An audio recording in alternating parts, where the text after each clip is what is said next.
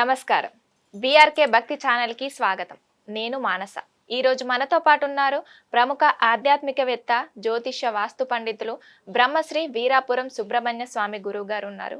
గురువు గారిని అడిగి మనకు ఉగాది నుంచి 12 రాష్ట్రాల వారికి ఉగాది నుంచి ఎలా ఉండబోతుంది, వారి యొక్క ఆదాయం, రాజపూజం గురించి అడిగి తెలుసుకుందాం.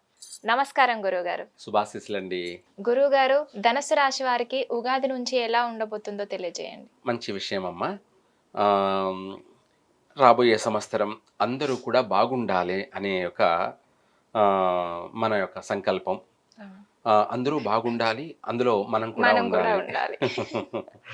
అయితే ఈ యొక్క నూతన సంవత్సరం శ్రీ శాలివాహన శకం, అలాగే శ్రీ విశ్వవాసునామ సంవత్సరం, చైత్రశుద్ధ పాడ్యమి ఆదివారం మొదలుకొని నూతన సంవత్సరం యుగాది అంటే మనకు సంవత్సరం కూడా ఉగాది నూతన సంవత్సరం కాబట్టి ప్రకృతి అంతా కూడా నూతనంగా అభివృద్ధి చెందుతూ ఉంటుంది కాబట్టి అయితే ఈ సంవత్సరం అంతా కూడా ఈ రాశి వాళ్ళు నూతనంగా అభివృద్ధి చెందుతారు.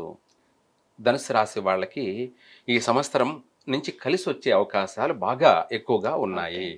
అలాగే ధనుసు రాశి వారికి ఆదాయ వ్యయాలు చూసుకుంటే ఆదాయం 5, ఖర్చు కూడా 5 సమానంగా ఉంది. ఎందుకంటే ఇక్కడ అప్పులో లేరు అన్నమాట. అంటే నష్టాల్లో లేరు కాబట్టి సంతోషించాల్సిన విషయమే. అలాగే గౌరవార్థం 1, అవమానం 5. ఈ విషయంలో మనం ఆలోచించాలి. ఎందుకంటే ఈ రాశి వారికి గౌరవించే వాళ్ళు ఒకరుంటే అవమానించే వాళ్ళు 5 మంది ఉన్నారు. అంటే నలుగురు ఎక్కువగా అధికంగా ఉన్నారనమాట. ఏమిటి అంటే ఈ సంవత్సరం వీళ్లకు దృష్టి దోషాలు ఎక్కువ, అంటే నరదృష్టి అనుకోవచ్చు. అంటే ఎందుకు అది కూడా అంటున్నామంటే బాగా అన్ని విషయాలలో వీళ్ళు ఈ సంవత్సరం నూతన జీవితాన్ని గడుపుతారు.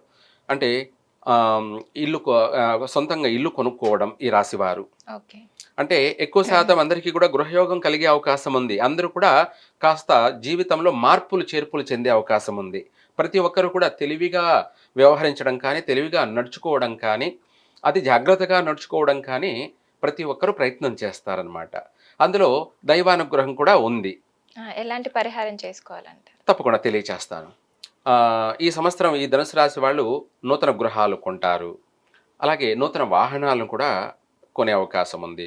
అలాగే సముదాయం ఏర్పాటు చేసుకుంటారు. వివాహం కానటువంటి వాళ్ళందరికీ కూడా ఈ సంవత్సరం వివాహం అవుతుంది. చక్కగా సంతాన ప్రాప్తి కలుగుతుంది. అలాగే నూతన వ్యాపారాలు కూడా ప్రారంభం చేస్తారు. వీళ్ళు ఏది చేసినా కూడా ఈ సంవత్సరం కలిసి వస్తుంది.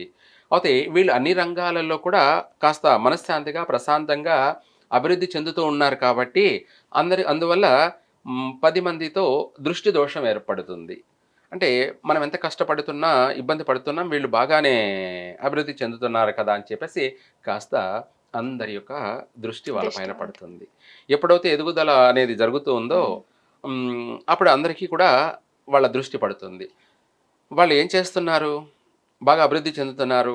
మనం అన్ని విధాల ఎన్ని ప్రయత్నాలు చేస్తున్నా, ఎంత కష్టపడుతున్నా కూడా మనకు అభివృద్ధి చెందడం కష్టంగా ఉంది అని చెప్పేసి అందరి యొక్క దృష్టి అంతా కూడా వీళ్ళపైన పడే అవకాశం ఉంది. ఇక్కడ ఆదాయం సమానంగా ఉంది, మరి అభివృద్ధి ఏంటి అంటే దైవానుగ్రహం, మార్పులు చేర్పులు జరిగే అవకాశం ఉంది. కాబట్టి కంపల్సరిగా ఈ రాశి వారు అధికంగా ఈ సంవత్సరం స్థిరపడే అవకాశం ఉంది. ధనుసు రాశి వారు చాలా ఏళ్ల నుంచి బాగా ఇబ్బందులు పడ్డారనమాట. అన్ని విధాలుగా, అన్ని రకాలుగా ధనుసు రాశి వారు అవమానాలను భరించారు. ప్రతి దాంట్లో నష్టాలను ఎదుర్కొన్నారు. అనేక ఇబ్బందులు పడి ఈ సంవత్సరం వాళ్ళు గట్టెక్కబోతున్నారు. అన్ని విధాల అభివృద్ధి చెందడం అనేది జరుగుతుంది. అయితే ఇంకా కూడా ఈ యొక్క నరదృష్టి నుంచి ఈ రాశి వాళ్ళు కాస్త బయటపడాలంటే శనివారం ఆంజనేయ స్వామికి సింధూరంతో ఆయనకు చందన అలంకరణ చేసి ఆంజనేయ స్వామికి వీలైనంత వరకు ఉలవలు, గుగ్గుళ్లను నైవేద్యంగా పెట్టి, అలాగే 10 మందికి ఆ యొక్క ఉలవలు, గుగ్గుళ్ళని 10 మంది పిల్లలకు పంచినట్టు అయితే, అలా శనివారము రాహుకాలంలో ఉదయం 9 నుంచి 10:30 ఆ సమయంలో ప్రతి శనివారం కూడా ఈ ధనుసు రాశి వాళ్ళు ఒక 27 శనివారాలు చేసినట్టు అయితే ఇంకా తిరుగులేదు. ఈ రాశి వారికి. ఎంతటి నరదృష్టి అయినా కూడా తొలగిపోతుంది.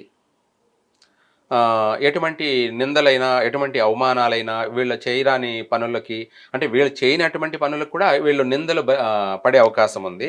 అటువంటివన్నీ కూడా తొలగిపోతాయి చక్కగా. వీళ్ళకు అన్ని విషయాలలో, అన్ని రంగాలలో పై చేయి అభివృద్ధి చెందుతారు. ఎంతటి సమస్యనైనా కూడా వీళ్ళు జయిస్తారు. అలాగే ఇంట, బయట చక్కగా అభివృద్ధి చెందుతారు.